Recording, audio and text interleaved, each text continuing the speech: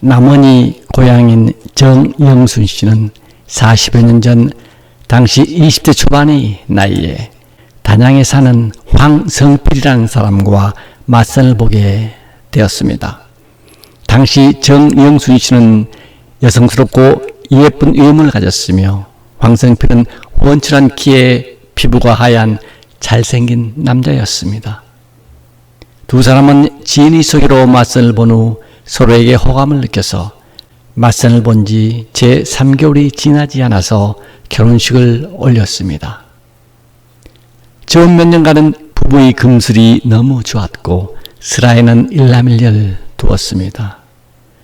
그런데 결혼 후 5년이 지나면서 남편 황씨가 본래부터 가지고 있던 바람기가 슬슬 나오기 시작했습니다. 그는 사업을 핑계로 밖으로 나돌기 시작했는데 1년에 고작 한두 달 정도만 집에서 지냈습니다. 그리고 나머지 기간은 사업을 핑계로 집을 나가서 밖에서 지냈습니다.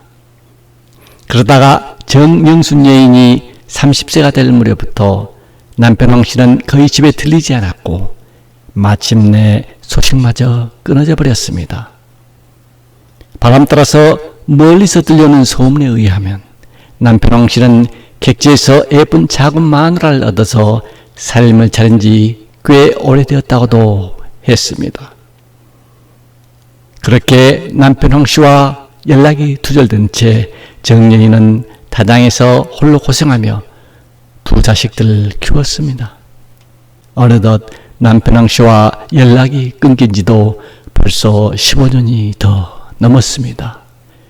이제 일남일녀의 자식들은 장성했고 독립을 해서 모두 도시로 나가 살고 있었습니다. 정여인이 40대 후반이 된 무렵에 그녀는 남편 황씨와 함께 신혼 때부터 오랫동안 살았던 마을 떠나 인근이 다른 시골로 이사를 갔습니다. 그렇게 새로 이사간 동네에서 텃밭을 가꾸며 혼자서 평온하게 살던 어느 날 정여인은 경찰서로부터 청천벽력 같은 전화 한 통을 받았습니다.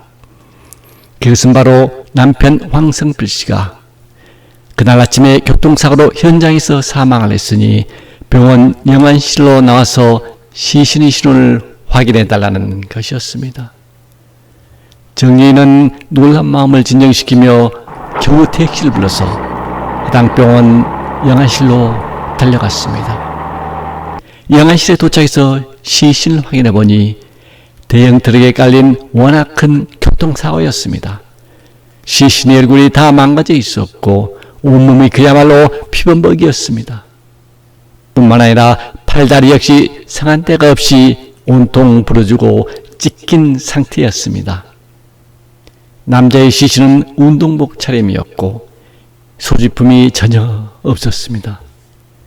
그러나 정연이 한눈에 보기에도 커다란 키와 몸매 그리고 유난히 흰 피부 등이 남편인 황성필이 너무 확실했습니다. 남편의 시신을 확인한 정여인은 흐르는 눈물을 주체하지 못하고 그 자리에 주저앉아서 펑펑 울기 시작했습니다. 비록 긴 세월 동안 떨어져서 살았지만 아직도 부부로서의 정이 남아있었던 것입니다. 그런데 그 영안실에는 경찰뿐만 아니라 처음 교통사고를 직접 목격했던 중년 여자들이 3명이나 와 있었습니다. 아침에 황성필 씨가 교통사고를 당했던 장소가 공교롭게도 정여인이 이사를 가기 전까지 20여 년이나 살았던 동네의 앞길이었습니다. 그래서 그 마을에 살고 있던 여자들 3명이 이 교통사고를 목격하고 경찰에 신고를 했고 이사간 정여인의 연락처도 경찰에게 알려준 것이었습니다. 정여인과 이 중년 여자들은 20여 년 동안 이웃으로 살았기 때문에 남편인 황성필에 대해서는 물론이고 서로의 가족들과도 너무 잘 아는 사이였습니다. 그 3명의 중년 여자들은 처음 사고를 목격했을 때부터 현장에서 사망한 피해자가 자신들이 잘 아는 정여인의 남편인 황성필 씨라는 것을 한눈에 알아보았다고 했습니다. 사실 만약 이분들이 도움이 없었다면 정리는 남편이 교통사고로 사망한지도 모른 채 남은 여생을 살아야 했을지도 모릅니다. 정리는 그 3명의 중년 여자들에게 거듭 고맙다는 감사의 말을 했습니다. 그리고 경찰에게 교통사고로 죽은 남자의 시신이 자신의 남편 황씨라는 확인을 해주고 집으로 돌아왔습니다. 오래전인 그때만 해도 시골 경찰서에서는 유족에 의해서 신원이 확실하게 확인된 시신에 한해서는 지문 감식을 하기 전이라도 시신을 유가족들에게 인계를 한 경우가 있었다고 합니다. 정리는 다음날부터 3일장으로 남편의 장례를 후하게 치르고 자신이 살고 있는 마을의 뒷산에 남편의 무덤을 정성껏 만들어 주었습니다. 어쨌든 죽은 황씨는 법적으로는 그때까지도 엄연히 자신이 남편이었고 두 자식들이 아버지였기 때문이었습니다. 그로부터 1년의 시간이 흐르자 정여인과 일남일녀의 자식들은 모두 함께 모여서 남편이자 아버지인 황씨의 제사를 지냈습니다. 그렇게 첫 제사를 지내고 약 한 달이 지난 어느 날이었습니다. 그날 오후에 정여인이 집에서 일을 하고 있는데 집 대문 앞에서 집에 물 없나? 하고 큰소리로 사람을 부르는 굵은 목소리가 들려왔습니다. 정년이 나가보니 대문 앞에는 상상할 수 없는 사람이 서 있는 것이 아니겠습니까? 그 사람은 바로 1년여 전에 두 자녀들과 함께 장례를 치르고 무덤까지 만든 남편 황성필이었습니다.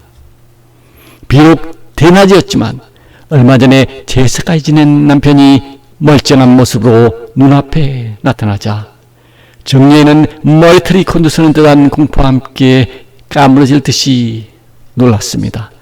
그리고 사지가 덜덜 떨리고 온몸이 굳어지면서 말이 입 밖으로 나오지 않았습니다. 그런 정여인의 모습을 보면서 남편 모습을 한 귀신은 왜 그리 원래 이사를 한 이 집을 찾느라고 고생을 많이 했어 라고 하면서 성큼성큼 걸어서 집 안으로 들어선 것이었습니다.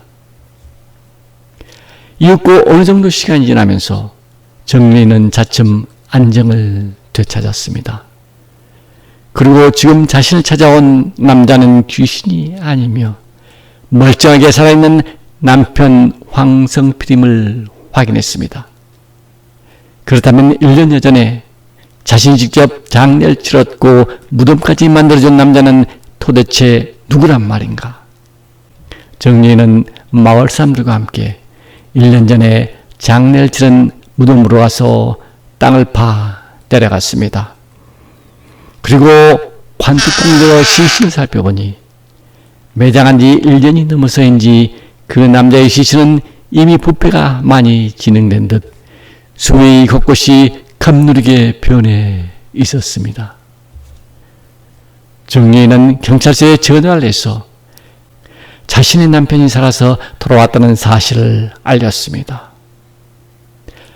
이렇게 사고로 사망해서 무덤까지 만들었던 사람이 멀쩡하게 다시 살아서 나타난 대낮의 귀신 소동을 여러분은 어떻게 보셨습니까?